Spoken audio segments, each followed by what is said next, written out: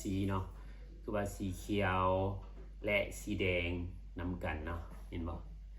ตัวนี้จะออกมาใหม่จากเป็นรุ่นเจนใหม่เลยเหตุการณ์ยิง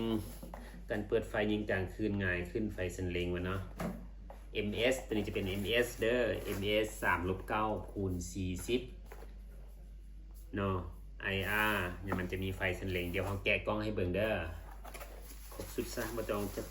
จำเป็นไปซื้อเพิ่มเติมซันซาได้ซื้ออาหารเฮาแล้วจบนี่โอ้ซื้อของตัวนี้งานมันเนียบงานมันงามนะบ่แต่ว่าตัวนี้ก็เป็นปรับเนาะคือเก่าเนาะแต่ก่อนกล้องราคาถูกมันสิปรับในเด้ต้องได้หันตัวนี้ออกแล้วจังบิดเนาะแต่เดี๋ยวนี้มันเป็นปรับนอกแล้วนี่เห็นบ่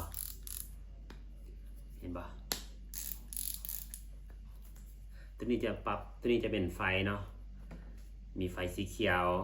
แล้วก็สีแดงฝากระดกเรียบร้อยฝาปิดเนาะแบบนี้เลย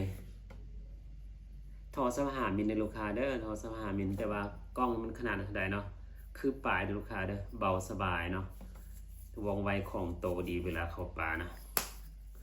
คักถึงน้อยเขาสิพาเนาะไปเบิ่งเส้นเล็งเป็นยังไงเนาะไฟเส้นเล็งเป็นยังไงเนาะโอเคจะพากันไปเลยนี่คือเส้นเล็งมันเนาะเส้นเล็งมันก็แจ้งดีอันนี้ยังไม่ทันเปิดไฟเนาะแต่สิลองเปิดไฟเบิ่งลองเปิดไฟกันเด้อตัวนี้จะมีไฟสีแดงแล้วก็สีเขียวเนาะเปิดไฟไปเบิ่งนี่เด้อเปิดเบิ่ง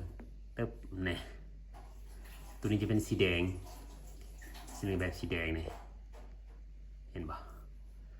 ต่อไปจะเป็นสีเขียวแล้วอันนี้สีแดงต่อไปเป็นสีเขียว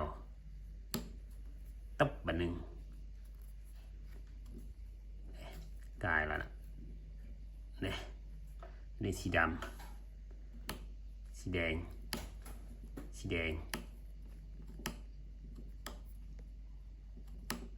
ีเขียวเห็นป่ะเส้นเล็งแจ้งสวยงามอันว่ามีเนี่ยสปอตให้เห็นสปอตสีเส้นเล็งมาเนาะ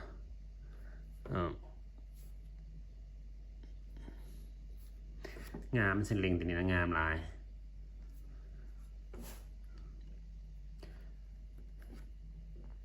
จากสีเขียวก็เป็นสีแดงนะแจ้งต้องบิดให้มันฮอดอันนี้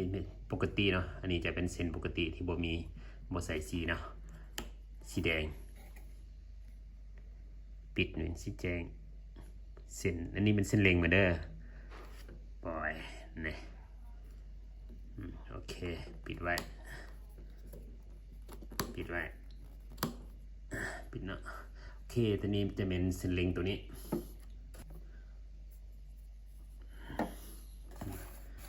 MS 3-9คูณ40 IR มีไฟเส้นเล็งคือ2สีเขียวและสีแดงตามนี้เลย